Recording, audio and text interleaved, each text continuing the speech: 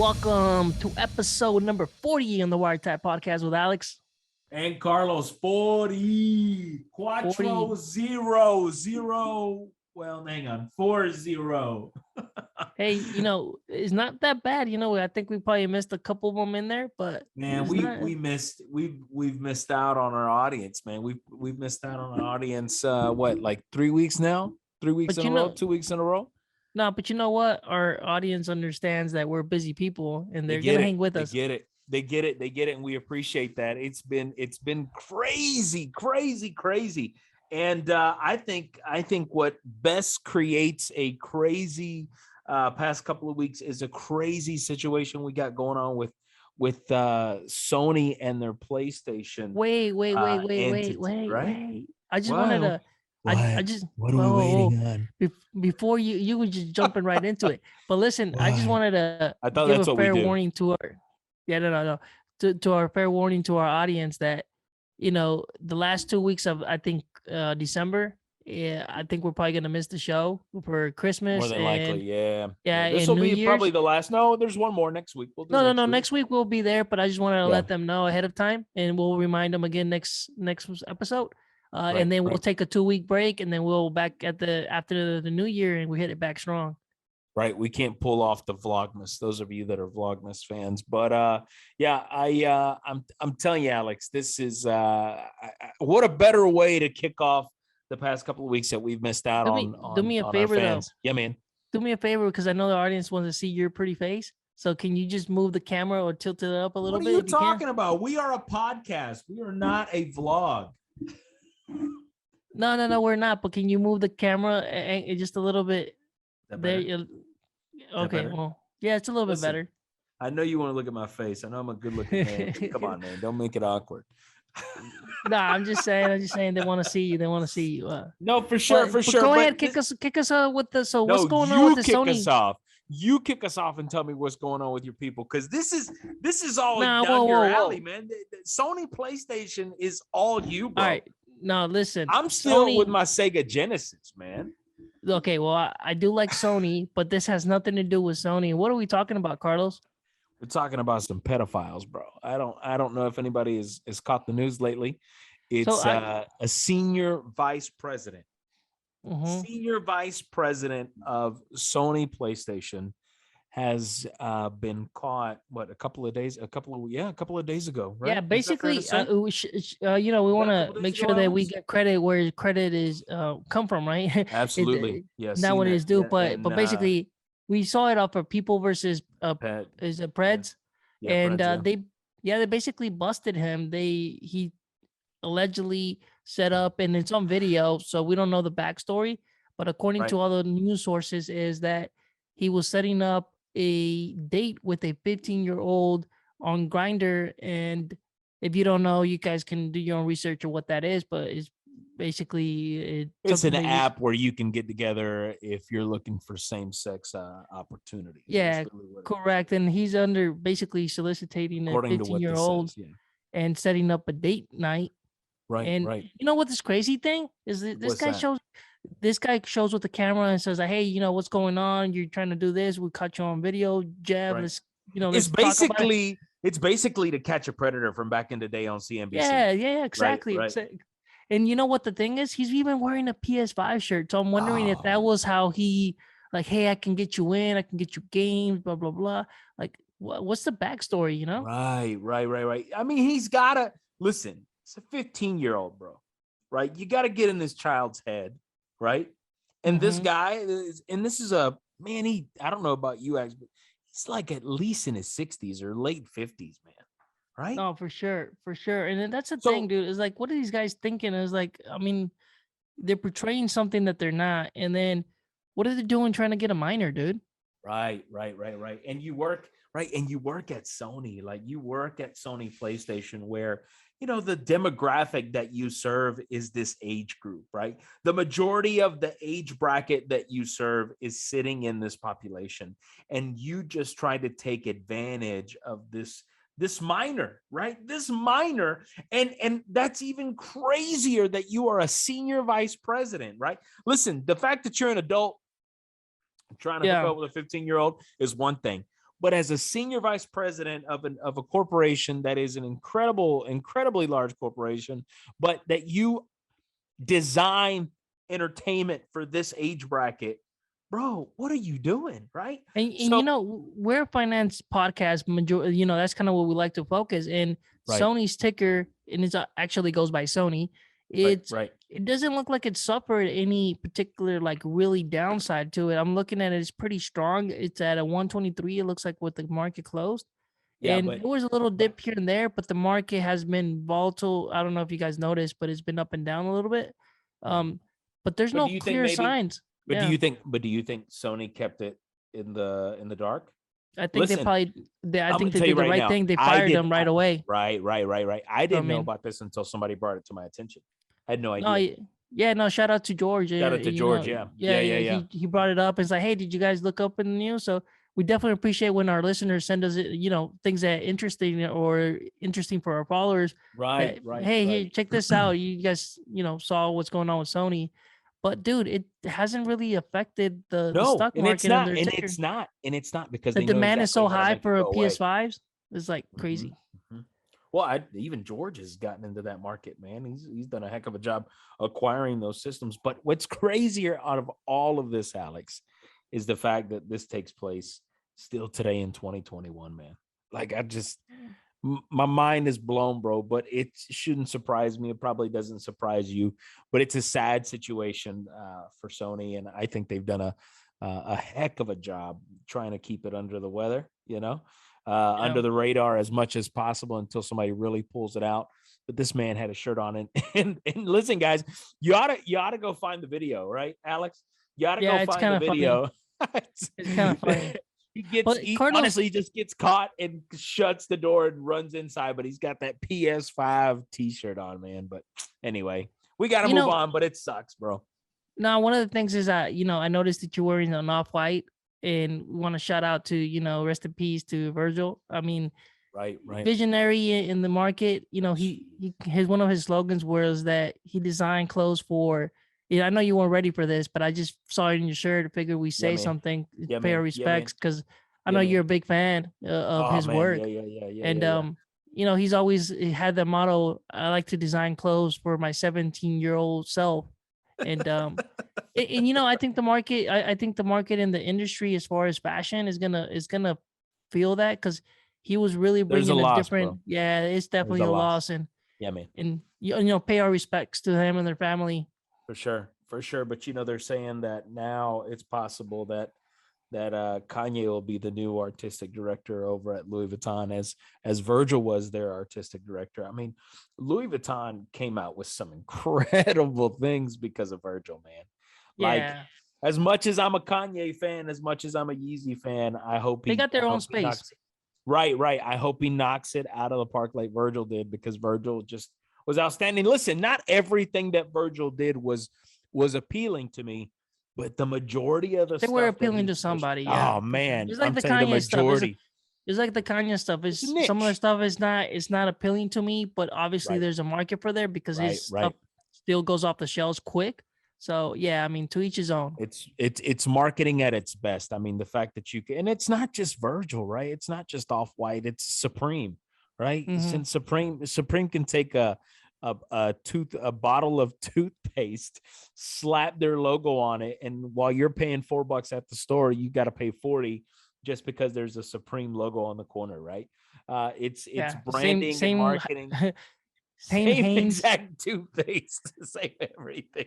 But just with the logo. Hey, right, but you know what? We pay for logos. We pay for logos. That's what we do. I mean, most of all these manufacturers out there, or not even manufacturers, even like banks and everything, it's just people last name. That's what we're paying for. That's exactly Carlos. That's one of the subjects. One of the subjects. Man. Appreciate that. That's good people. No, yeah, for sure. And I just want to. But one of the things that I know you're a big fan of crypto, and I know you love talking about it.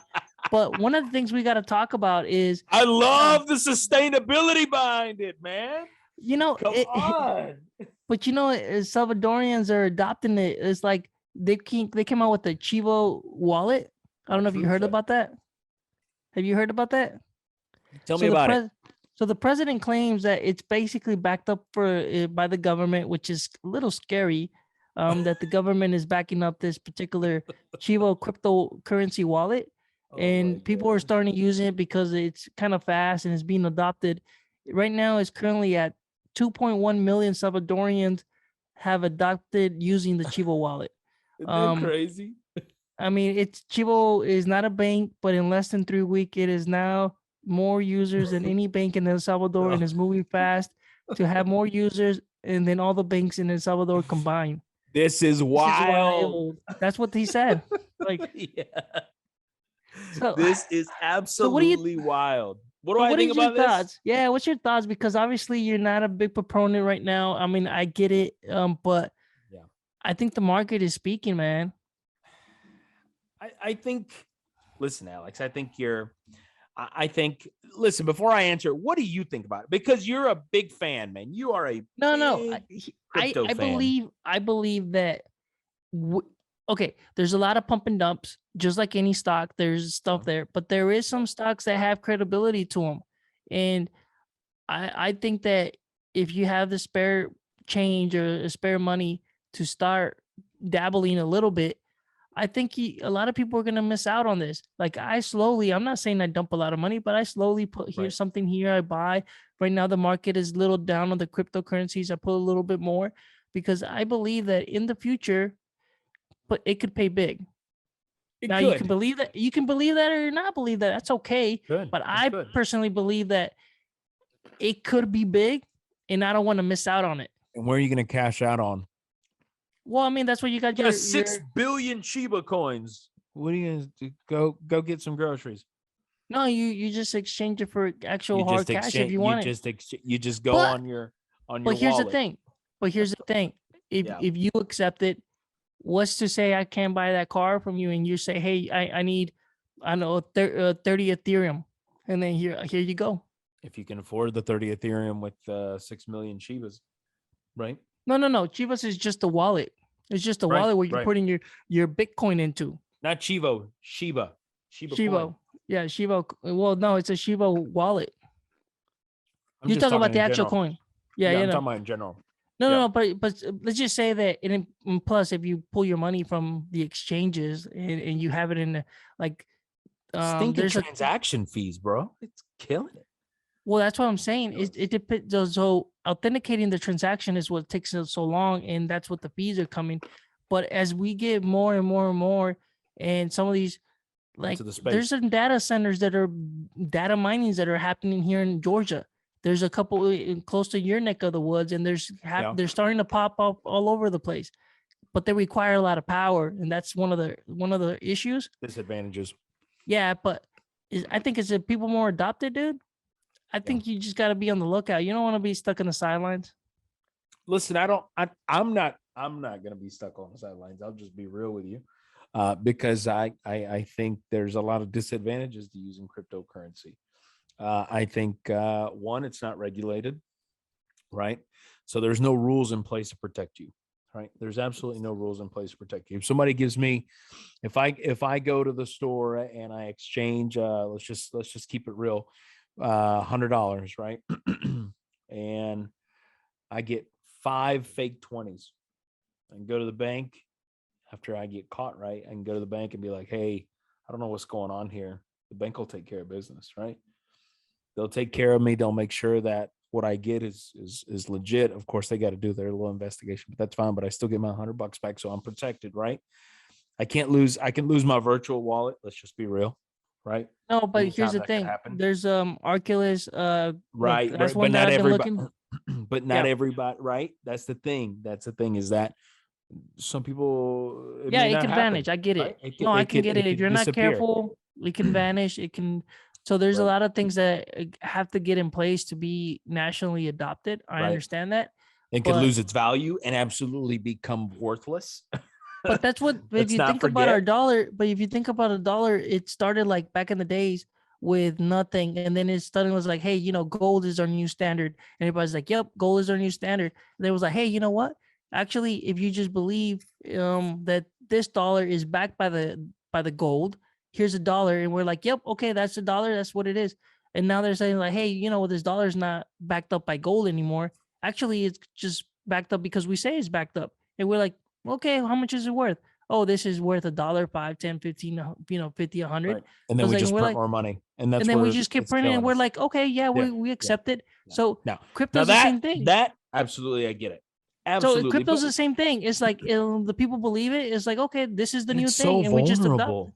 But it's so vulnerable to scams. It's vulnerable to its value. It changes significantly from day Well, to day. okay, when Right. you're My talking about dollar, scared, my Mhm. dollar, Alex, my dollar will still buy me a soda today or tomorrow. Yeah, but no, hold on, no, it won't. Yeah, If of you keep course it that will. dollar, because inflation, bro. Like if you keep that dollar and that gold, Inflation. I'm just keeping it as you're gonna need as a $2 to dollar. buy that one color. I'm just keeping listen, I'm just keeping the Coke at the current price that it's at. My point is, and I probably should have flushed this out better. That soda today, right? That soda today could be 125, right? That I pay $1.25. Tomorrow, it could turn to $1.30. Understood. Yeah. Mm-hmm. Crypto has such a drastic change that soda, if we could take the value of what it would cost, right? If it's a crypto piece, it can go from 60 cents to $6. But look, like, okay, all right. Like the So, rapid change does not take place. Disclaimer: I don't consider myself an expert in the cryptocurrency. I just try to study as much as I can, or at least pick up as best as that I can. But the thing is, Bitcoin, there's already no set quantity. You cannot make anymore. So that's why the price is so elevated and it keeps going high, because the demand is there for it, and it goes up and it goes down.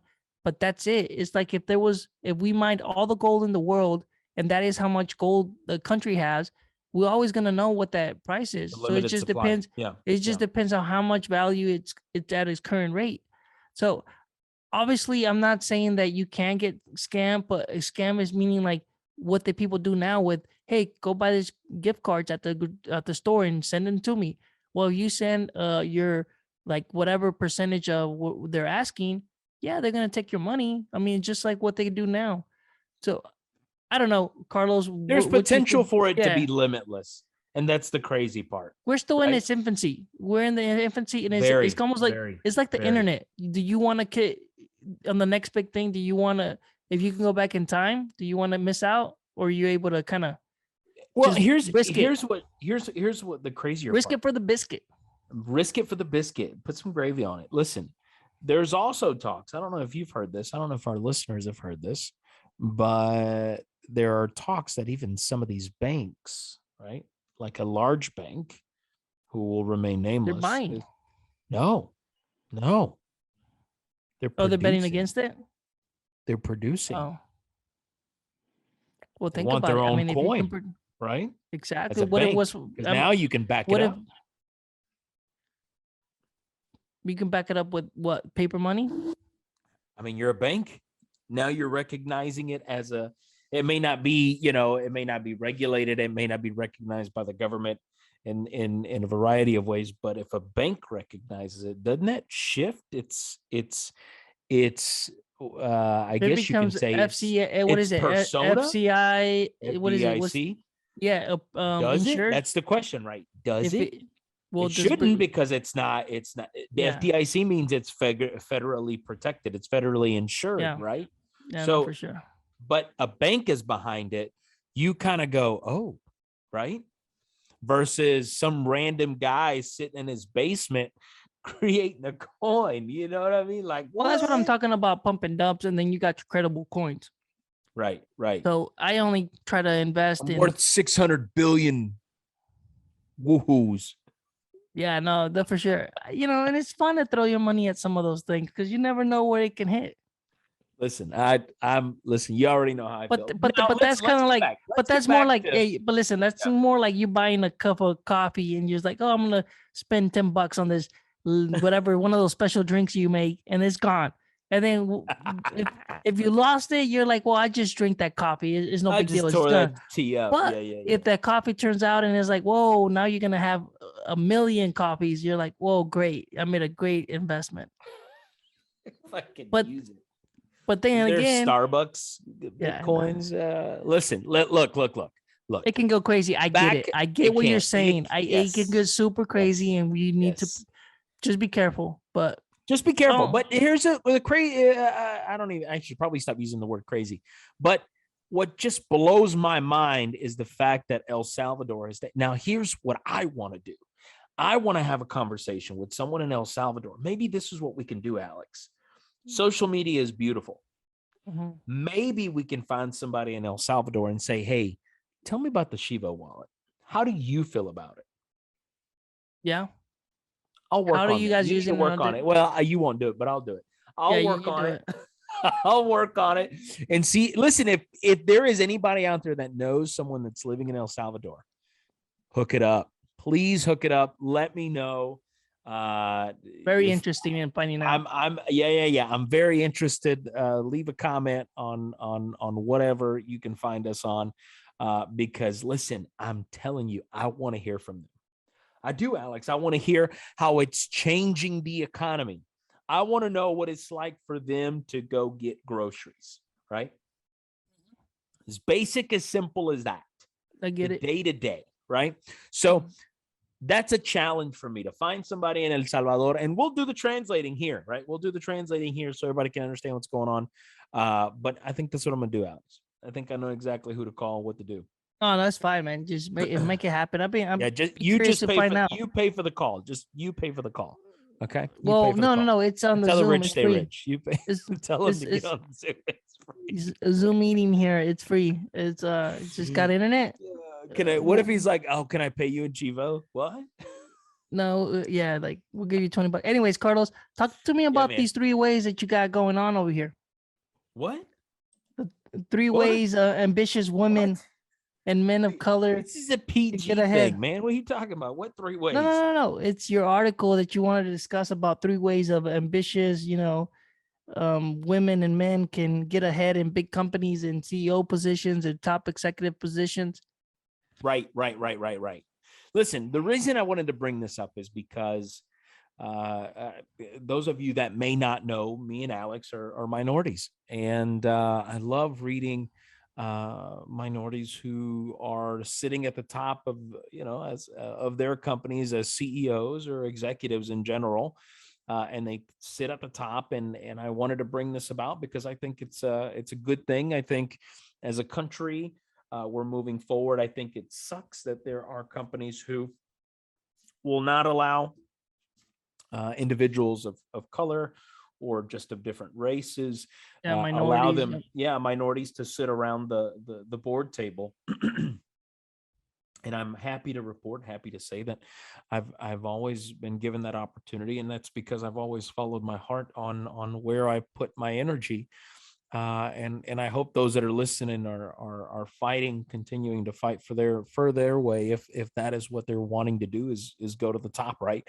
But I wanted to bring this about, man, because I wanted to celebrate, right? And if there's anything that I would say that I've learned from this article that I pulled from, because it's so great, man, is own your identity, right? One of the advices that they tell you, that regardless of what you're doing, own your identity. Right? Don't be afraid to talk about where you're from, what you do, celebrate the differences, right? Contribute and make a difference. Don't just be seen, like also be heard, right? Like as a minority, you're there for a reason. Right, I always said, right? You're a brand yourself, right? It's like I've always said, like if you put the hard work, it don't really matter. And you got to know and be assertive. And I don't know if that's part of this article or not, but I think you got to be assertive. Know that you're there for a reason. Know what you bring to the table, and you got to let people hear your voice. Yeah. And I think that's what this article kind of in a way describes, is like be yourself, be assertive, and kind of recognize that you're there for a reason, and just be you and let people hear you. And this doesn't always have to just apply to minorities. Like that's not what I'm trying to say here. But if you are a minority, this article was written specifically for someone of color, someone of a different race, to keep these things in mind. But you can apply this to No, it whatever could be race you are. anybody. You know, it could Yeah, be anybody, correct. right? Right, We right. But don't. you know, at the end of the day, own your identity, right? Don't let others Mhm. define you. That's the chief learning officer from Microsoft in Germany. That basically said, don't let others define you, right? He said, I've learned that I won't limit myself due to the others' limited imagination of what or anybody else of color in general can do or what roles we should play in an organization. Like, don't let others define you. I love this second one, this third one, because listen, Alex, I think it's so true. Be disruptive, right? You are here to be disruptive. Be disruptive to a point where it makes people uncomfortable, no matter what. But remember that if you become disruptive and you make people uncomfortable, make sure that you're not just doing it for the heck of doing it, right? Understand what mountain you're going to die on. I've always said that. If you're going to die on a mountain, make sure it's one you're ready to die on, right? Because in that moment, that is where you are disruptive, when you choose to die on the mountain, right? I mean, Alex, you've Yeah, been there, no, right? no, Right? no, 100%. Is like, and sometimes it's okay to disagree, and that's one of the things you always say is like, hey, look, I don't agree with it, and you got to be assertive. There was an story time. Yeah, Um, yeah, yeah. Go. so Shoot. I was even with one of my colleagues, and we were discussing about two different ideas of how to pursue a project, Right. and I didn't agree with the direction of that he was trying to go to, and I said, listen, dude, if you go down this road, I will not back you up. I said, I will let you burn to the ground on this. Dang. I was like, just being assertive, and it's like, if you decide to go this road on this other thing, it was like, that's fine. I just don't think that it meets the client's needs, and we Mm, need to really stick with this side of what the product needs. So it was a difference of opinion on brands to push to the customer, but one of mm. them it wasn't ideal for them, and the Right, other one, right. and the one I'm saying is like, hey, this is what's proven, this is the way I think the customer wants to go, and this is what I know that we've been able to achieve with no issues and no problem. Is like, I'm not willing to test it on this high profile customer, because it really was nationwide. I was Yeah. like, I'm not willing to put my name, my reputation on it, and if you Right. go down this road and it fails, I will let you die on that. I'll let you burn You're just on being that real. decision. Yeah, Yeah. I'm being Yeah. that, because when it comes down to it, if you go down that route and it fails, it's not my, you're not gonna attach my name to it, because I'm gonna be, Right, right, I right, told right. you we should have went this other route. And now if we both decide it's like this is the best route, it's like, I will back you up and I will die on the fighting for On it this and mountain making for sure, you. Yeah. yeah, on the mountain for you, and I'll help you push it and I'll make sure that it achieves. But when you already put me in a disadvantaged position, it's like, I'm sorry, and I'm letting them front to front know that that's what's gonna happen. And So he's what like, all happened? right. So He what said, happened? no. He's like, loud and clear. I understand. We'll go the other route, right? Because he doesn't want to burn down on this route by himself. I mean, you know what I'm saying? It's like, nobody wants to do that. And and Right. and look, I'm all for trying new things and everything, but not with this particular client. It was like, there's always a time and place in a client to do something new, something special, Right. or Something try something innovative. different. Right. Yeah, Right. Right. but there's some customers you can't do that, and this was not one of them.